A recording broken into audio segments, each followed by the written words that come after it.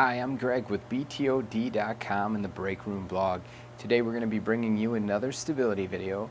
This time it's for the IKEA Bekant.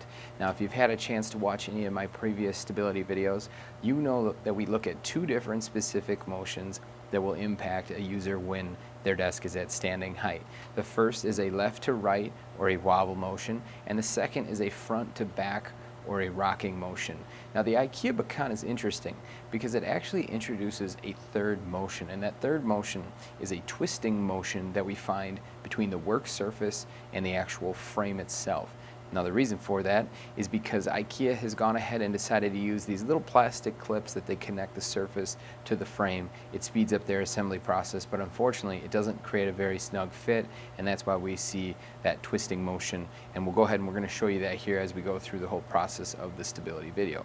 Now the first thing I want to show you is that when the IKEA Bekant desk is in its lowest position, which is about 22.5 inches, we actually have a wobble motion that shows up. This is one of the few products that we've tested that actually has stability issues all the way at its lowest position. So the first thing I'm going to do here is I'm going to show you what I mean.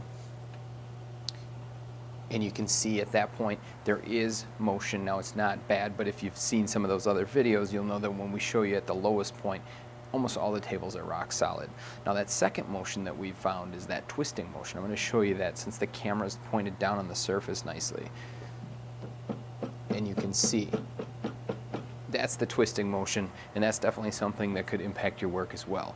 So what we're going to do is we're going to take the desk up to about 33 to 34 inches. This is where I started to notice that wobble motion became an annoyance.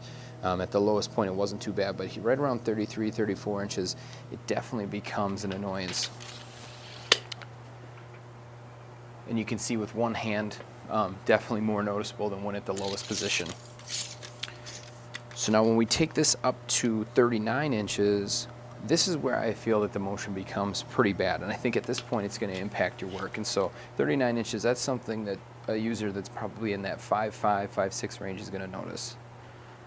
You can see again one hand there definitely impacting your work. And I will take it up to about 43.5 or 44 inches.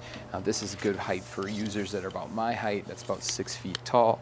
And here you can see, even just with the one finger test, all through the column, across the top, very unstable. And then at max height, which is about 48 inches on the IKEA Bekant, same thing.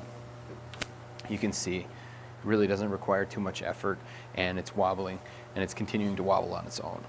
Now the second test that we do, that front to back rocking test, it's going to take a little bit to get down here. One of the other problems with the IKEA Bekant is that when you get up into the higher standing heights and then you try to bring it down with any amount of weight on it, it has this weird, awkward, slow to go down point, and then it will eventually speed up and go at full speed.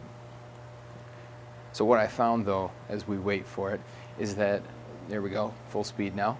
When we get to about that 33, 34 inch range, that's when we really start to notice that front to back rocking on this particular product as well. So it's, it's pretty similar, if not exactly the same, than the wobble motion.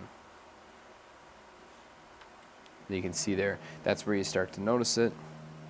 And when we get to the 39 inch point, similar to the wobble test, you can see, again, we'll do the one finger test, and you can see that motion continues on after I let go. Now we'll go up to the 44 inch mark, which is a good height for me. And here you can see it's very poor by this point, significantly impacting your work. And then at the max height, this is the worst, and you can just see there's really motion everywhere with this frame.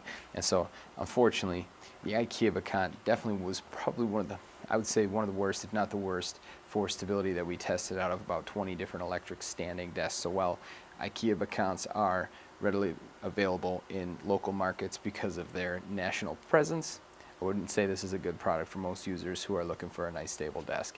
If you'd like more information, you'd like to read the full review, we definitely invite you to go check out BTOD and the Break Room blog. Otherwise, if you have any questions, you can always leave them in the comment section below. Really appreciate you watching. Hopefully that helped. Have a nice day. Thanks.